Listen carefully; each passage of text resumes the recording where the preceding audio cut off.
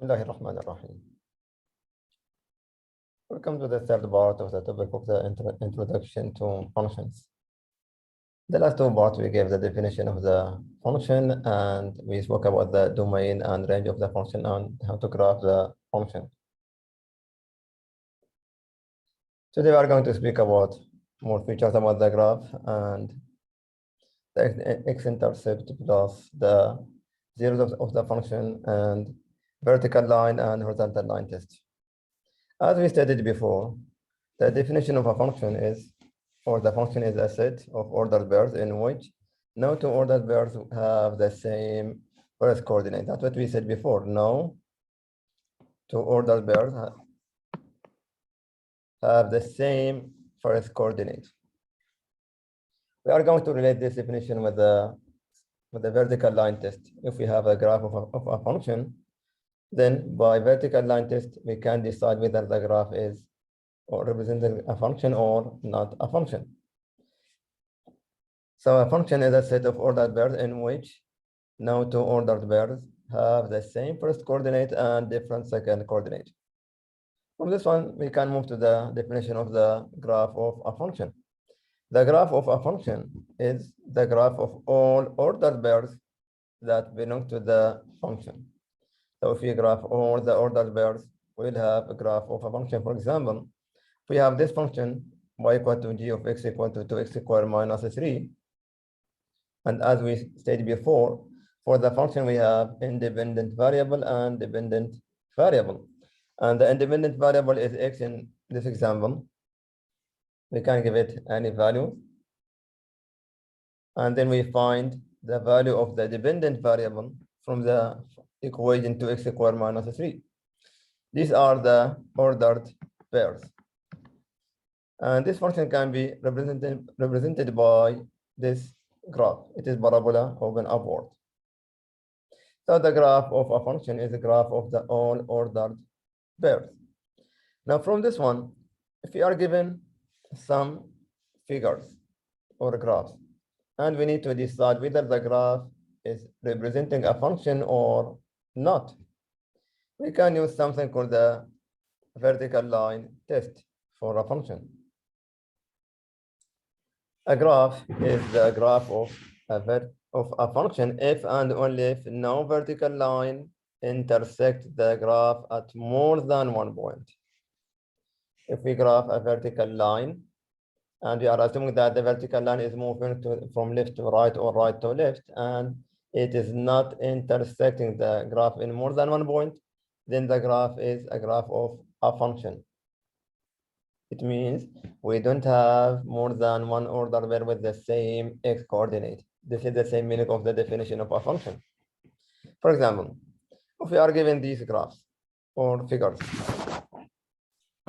and I need to use the vertical line test to determine which of the following graphs are graphs of functions. Say, for example, the first function. If we graph a vertical line, we can see that all the vertical lines intersect the graph in exactly one point. It's just one point.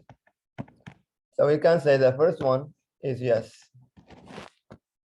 This is a graph of a function because the vertical line,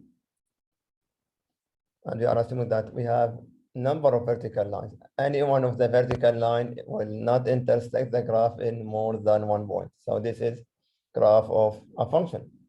For the second function, if we graph a vertical line, we will see the vertical line will intersect the graph in more than one point.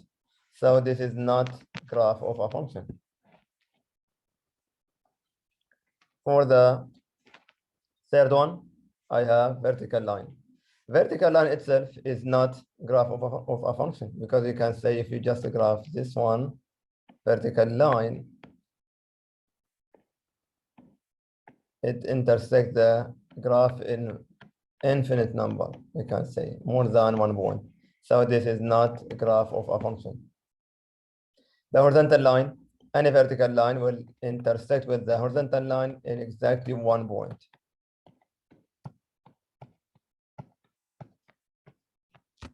any vertical line will intersect this in one point. So this is a graph of a function. Yes. Another feature of the graph of a function, we can speak about the real zeros and x-intercepts theorem. We said before the x-intercept for the function, it is a point that is given by x and 0, mean that the y-coordinate is equal to 0.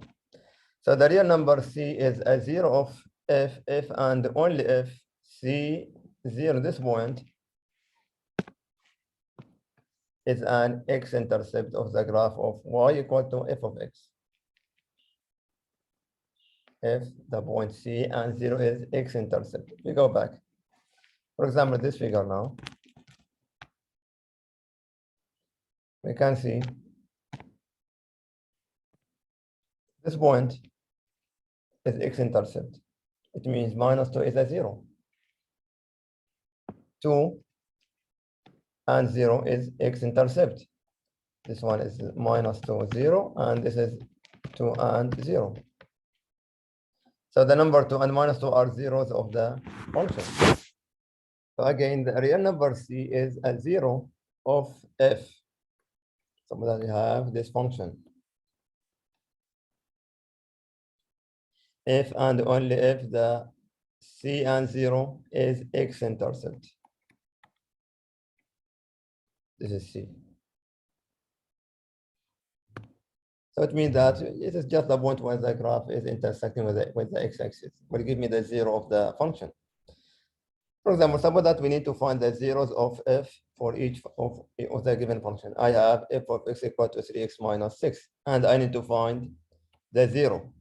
It means all what I need to solve the equation 3x minus 6 equal to 0. Just make this equal to 0 and solve for x.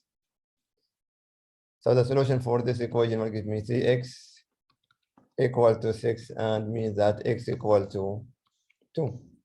So x equal to 2 is a 0 of the given function. Second one, again, 5x plus 2 equal to 0. So I have 5x equal to minus 2. It means that x equal to minus 2 over 5. This is the 0 of this function. Means we are looking for the value of x that will make the function f equal to 0. This is the meaning of 0 of the function. Third one, x squared minus 4. So again, I need to solve the equation x squared minus 4 equal to 0. This is quadratic function. I said it will be x squared equal to 4. It means that x will be, take the square root, as we did before in the quadratic equation. I will have x will be plus or minus 2. So this function has two zeros, x equal to plus 2 or x equal to minus 2. For the fourth one, x squared minus 5x minus 24 equal to 0. Let's do it. This is x squared. So I need to solve the equation x squared minus 5x minus 24 equal to 0. By factoring, this is x minus 8 multiplied by x plus 3 equal to 0, which gives me that x equal to 8 or x equal to minus 3. This will be the zeros of the given function, x squared minus 5x minus 24. So the idea of finding the 0, it means that make the equation for the function equal to 0, then solve the given equation. For the next point, that we are going to speak about the horizontal line test. We have different type or different types of functions. Some functions, we call it one-to-one function. It means that for each value of y, we have exactly one value for x. In some other function, we have more than one value for y in the domain. So We are using the horizontal line test to check whether the function is one-to-one function. One-to-one function means each value of y will have exactly one value of x, or one pre-image x. Just to make this clear, I have, let's say, A, B, and we have C. This is a function, A and B. If we write the order pair, I will have A, C, B, C. So the first coordinates are different. So this is a function, but is it one-to-one or not? If we need to check whether it is one-to-one, we have to check the domain. I'm sorry, the range. See, if we see the value or the number or the constant C, how many pre-image, how many elements from the domain will go to that element C in the range? We can see that C has 2 pre-images. Since C has 2 pre-images, we say this is not one-to-one function. It is not one-to-one function. For the one-to-one function, each element in the range, we are speaking about the range, not about the domain, will have only one element. This is one-to-one function. To check this property of the function, we are using something called the horizontal line test. If every horizontal line test, or every horizontal line intersects the graph of a function at most once, then the graph is the graph of a one-to-one function. For example, this one intersects the graph in 1 point. Next one, again, 1 point. Next one, again, only 1 point. So if this applies for all the horizontal lines, at most in 1 point intersect the graph in 1 point, then the graph of the function is one-to-one. Why do we need this? In the future, we are going to speak about the inverse functions.